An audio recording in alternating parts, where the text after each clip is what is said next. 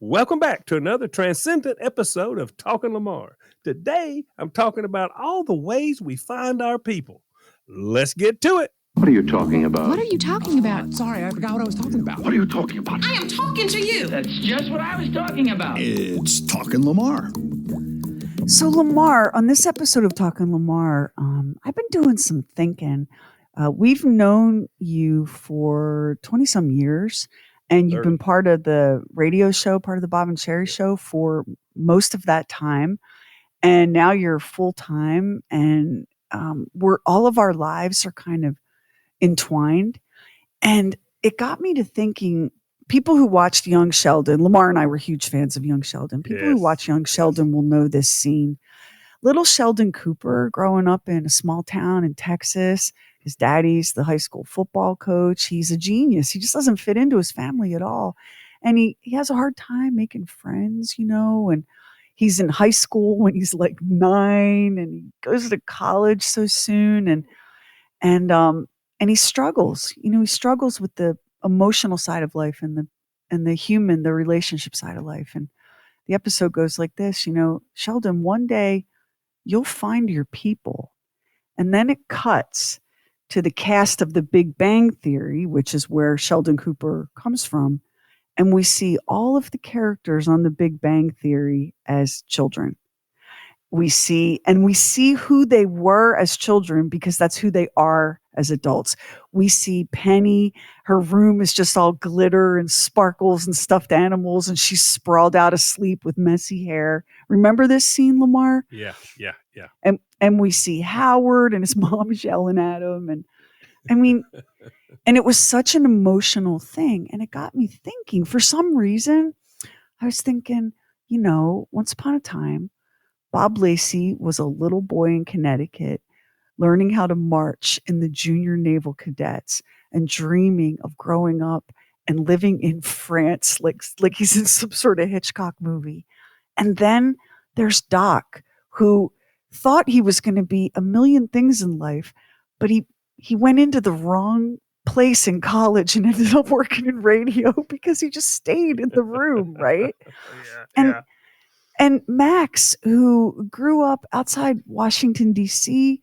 with, his dad was just brilliant and involved in early telecom. His brother and sister, Max is the baby, his brother and sister had very serious grown-up ambitions. Max wanted to work in radio.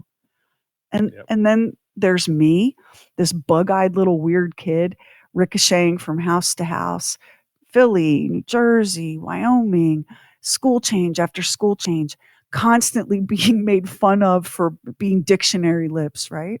And then there's Lamar, curled up in the back seat of his mom's car, reading his purloined copy of The Sensuous Man.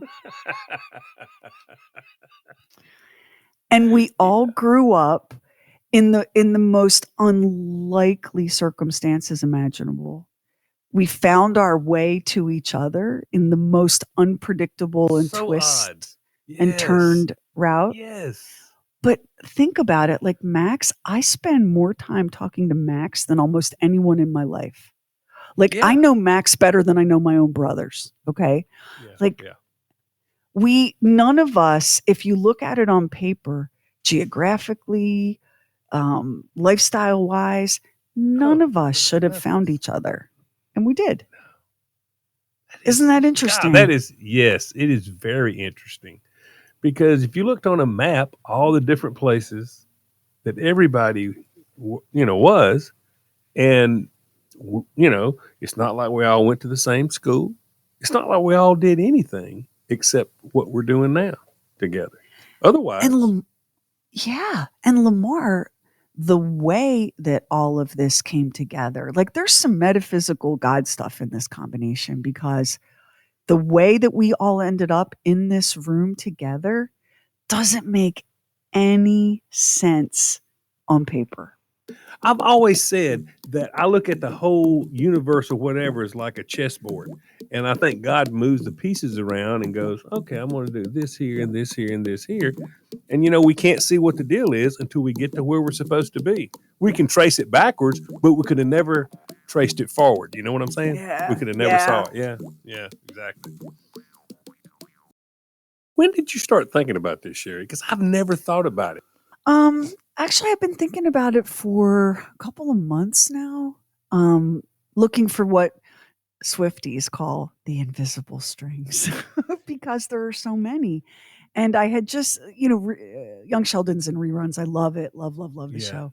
yeah. And that episode where they showed the grown up Big Bang characters as children, each in their separate little space with no idea that in the future they would all come together and become like their tribe. Like that's your tribe.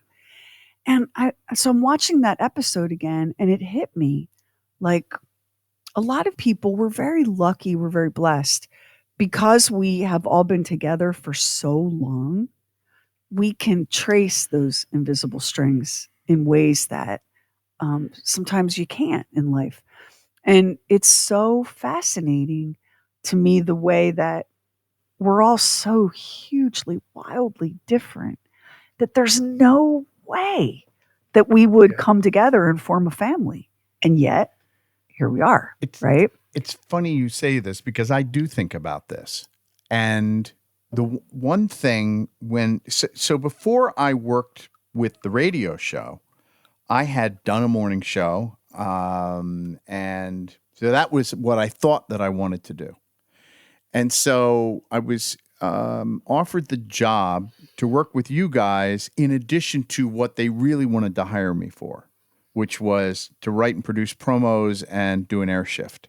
And they said, oh, by the way, you're going to work with the morning show. And I was like, okay, fine. And when I got there, they overloaded me with things to do. And I really felt so overwhelmed. And I was talking to a friend of mine, and I said, I don't know what I'm supposed to be doing on this morning show. I said, I just don't feel like I'm fitting in. And he said to me, why don't you change your attitude about it?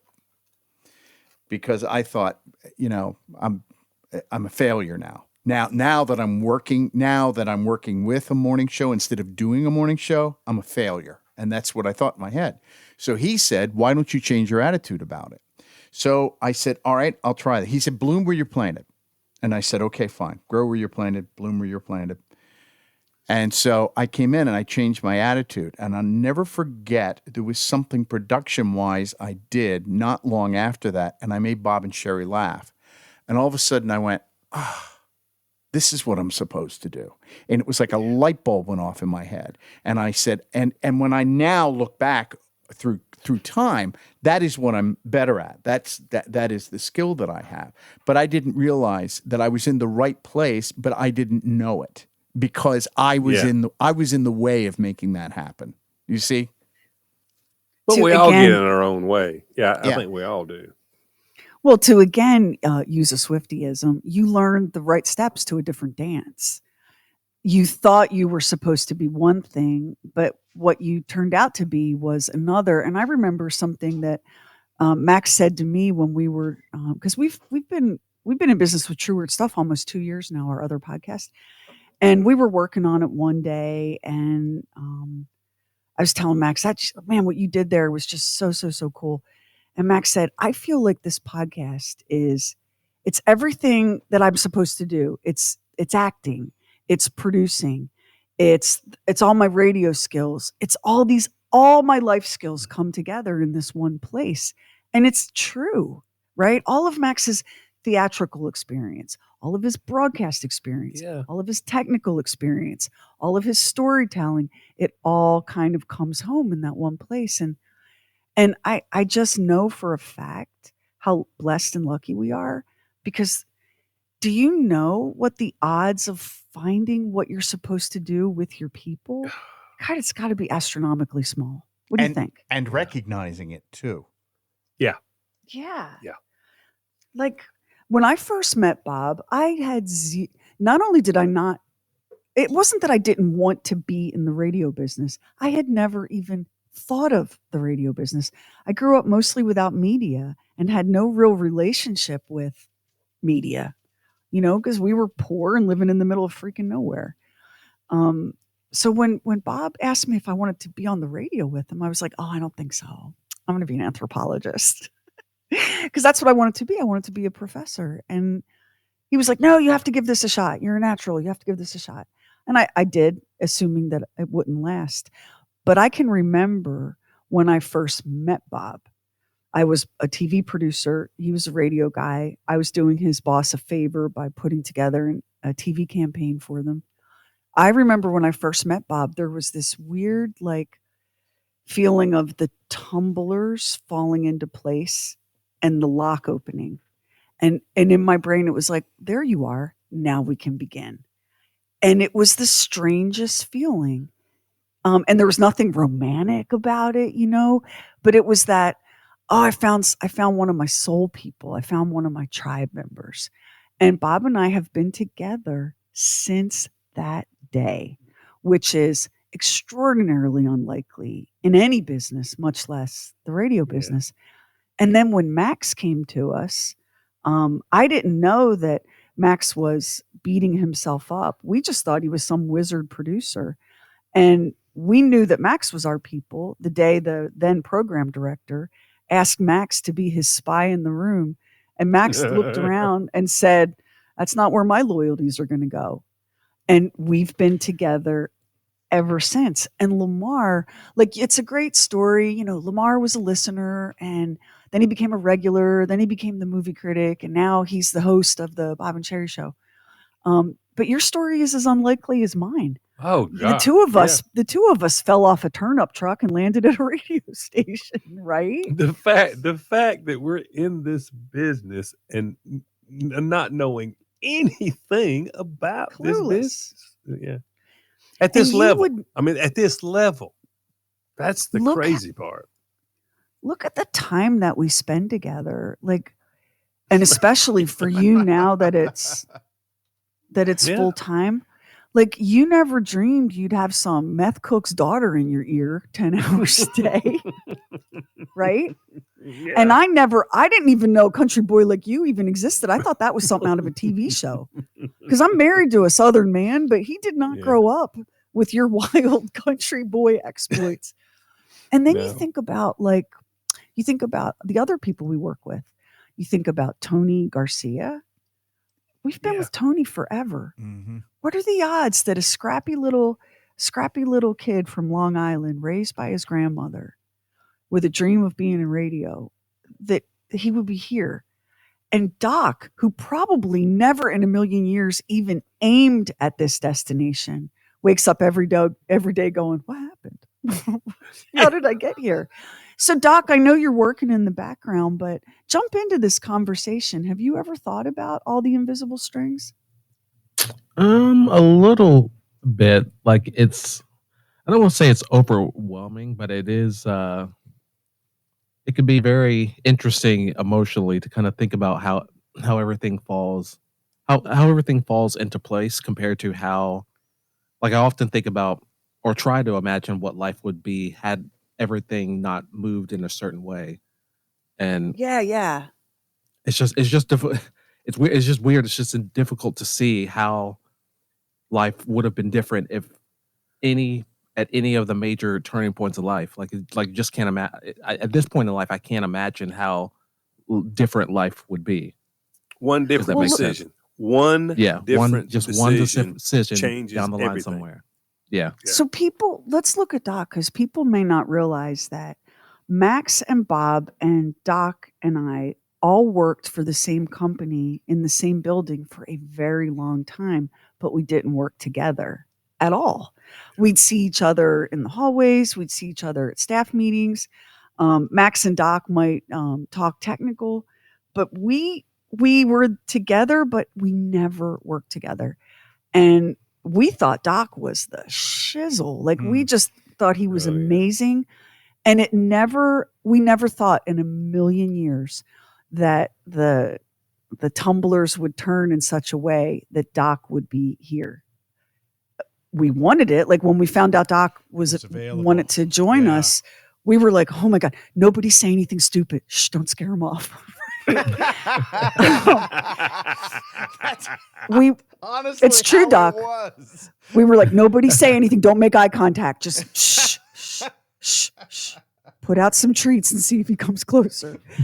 and then for the longest time, like every day when we finished working, Max would say to me, "Can you believe Doc's here?" And I'd be like, "No, can you believe Doc's here?" Max would be like, "How did we do it without Doc? I don't know how we did it without Doc." Then you look at Heather. Heather grew up a lot like Heather's our digital director. And if you have ever been on Happy Hour, you've seen her. Heather grew up a lot like I did. Heather wanted to be in radio. She was told a million different times in a million different ways, it ain't going to happen, girl. And we just celebrated Heather's 10th anniversary in this building, which is in this business, which is a huge milestone. Lamar, you probably would never have guessed that one of your invisible strings would pull you toward this little purple-haired, tattooed, cat-loving millennial. I know. I mean, we're every one of us. If you put us all on a map, we're. I mean, I don't know how we could be any more different. And yet. And let me also say that we are not typical either. I've been in this business my whole grown-up life now. And Max and Doc, you jump in. I have been in this business my whole grown-up life. I know a lot of people who do kind of what we do or something similar to what we do. And it's not the same. No. They don't have this weird soul tribe that was pulled from every distant corner. And then when it came together, everybody was like, "Oh, yeah, you're here. Now we can begin." Have you ever seen that, Max? No. Are you familiar with something called quantum entanglements? Yeah. Oh, you know. Explain it to Lamar. It's the joy of my life telling Lamar this stuff. It really is. So quantum entanglements are the phenomenon of a group of particles being generated and interacting or sharing spatial proximity in such a way that the quantum state of each particle of the group cannot be described independently of the state of the others, including when the particles are separated by large distance. The topic of quantum entanglements is at the heart of the disparity between classical and quantum physics. And quantum entanglement is the theoretical principle behind teleportation. And so and we'll get really in the weeds and Lamar Sorry will quit about that. because this just sounds like a bunch of hoodoo. But here's the thing. Satan worship. Yeah, That's the devil. That's the devil using them fancy words. But here's the thing. Max has worked on other shows and in other settings. Doc has worked. Tony's worked. Bob has worked. Heather's worked. You and I haven't, Lamar, because the turnip truck dropped us here. So this is just where we are. Yeah. Do you know how many radio shows like ours I know that were tight as could be, and then they're just gone now. They don't even really. They're all off doing different things. They don't really have that same tied up tribal quality that we do. It's really something different, and it's really something special. And I'm super grateful for this corner of my life, which turns out to be a really big part of it because of the amount of time we all spend together. Yeah. It is really. It's funny because I talked to Max. Every time I would call the show to call in, I talked to Max, and then, we wound up going to lunch or whatever. And over the period of years, we just became really, really, really good friends. And I always thought it was just really weird. I would have never met him if it hadn't been for the show. So you had a movie, I think it was The Fifth Element, that you had to review. And so I went to the theater with you, and it was like at a mall, and we ran into your son. Yes. And your son said, "You two look like you're on a date." And after that, that's not the last time we heard that. Wasn't the last time, no. Well, you two brought it on yourselves. Remember when you went to the art house theater to see My Favorite Mister? Come on. My first Mister. First Mister. So we're sitting at the theater. Now, we've told the story of the show, but if you haven't heard it, I'll tell it again. Yeah. First of all, Lamar will not sit next to you if you're a guy in the theater. He will not. So we had to sit with a seat between us, which was fine. I had more room. What the hell? Yeah. But My First Mister, Albert Brooks is in it, and Lily Sobieski is in it, and it's a wonderful movie. If you it's a want to go great see movie. it, but there's some sadness in it, and I'll just warn you. Yes. Yes. So these two grown men sitting a seat apart are sitting there Crying. crying in a movie theater in the middle of the Of afternoon. the afternoon.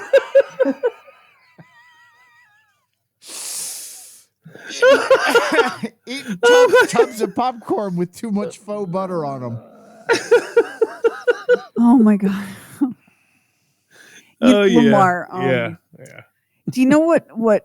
So I've been thinking about this for a while, and thinking about all of the and what really triggered my deep dive into this was the day that Doc told us about college orientation, where he went into the wrong place. I guess I'm in radio now, right? That was his first tug on the invisible string that would bring him to us.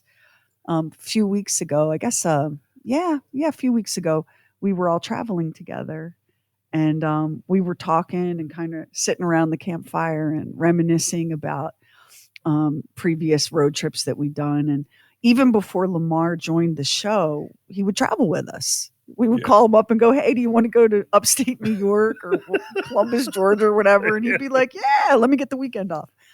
And so Lamar said to me that one of the things about those weekends, that when it was over, we'd get home from the airport and Lamar would be in his car heading home, he would feel this. Well, why don't you pick it up here and tell everybody? Because you know what I'm talking about. Yeah, I do know what we're talking about. When we travel, no matter what we do, we eat meals together. And back then we were traveling on the private jet with Jefferson Pilot. So, so we're all sitting there. And our conversations, it's hard to describe, but our conversations, they are fast, and it's just rocket ship, and it's one ball buster after another, back and forth, and just, and we're laughing, and it's just, there's never a moment when we're not laughing. We're having a great time, and then we land and we all go our separate ways, and I get in the car and I hit 85, and this sort of depressed state comes up because it is so much fun to be with a group of people that and you know them well enough. The conversation is just, God, it's just like firecrackers. And you can't get that everywhere. It's hard to get that. In fact, you can't reproduce it. And it's always a letdown to get off the plane and say, "Hey, see y'all," or whatever, and get in your car. And it's just like, damn, it's tough. It's tough because it's so much fun doing it. It is. It's great. And it is a little bit depressing. Takes a while. Takes a while to get used to it. When you told me that, when we were sitting around that campfire at Point Lookout, and it was getting late, and we were all pretty tired, and we're sitting there, and Lamar told me that, it all of the things I had been thinking kind of came together. I'd been thinking about what Doc told us about going into the wrong room, and here we are. I was thinking about that beautiful scene in Young Sheldon where you see the children who will grow up to be, a found family. And I thought about all of the places that I go in my life. I have so many different circles of family and friends. But what you described is absolutely correct and accurate. And I think that's because when you find your tribe and you find your people, you finally feel like the slot that is shaped just for you is where you are. You have slotted into your place, and everything feels right. It's not just that, we have a good time because we're all sort of professional entertainers or whatever. It's more than that. It's this feeling of, I am with my people. These are my people. And when you leave your people, you're sad because you know that all the other places in your life and people that are wonderful, wonderful, wonderful, it's not that same feeling of being a perfect fit, if that makes sense. Yeah. And when you're with a group that you 100% trust with everything, that's a pretty cool deal. It's Those a are your pretty people. cool deal. Yeah. Yeah. Those are your people. When you're with the people and you trust your people, it's good. It's really good. And I always wonder when we're out moving in the world as our little soul tribe, what it's like for people that are on the outside of that. Like, what does that? Because we all know what it feels like to see that in action and be like, man, those people are tight, right? What does that feel like? And we're just lucky. We're just lucky. This job could last 10 more minutes or 10 more years or however long it lasts, right? But that doesn't change the fact that our invisible strings pulled us together, and we have had an extraordinary experience as humans with each other. Yeah. Yeah.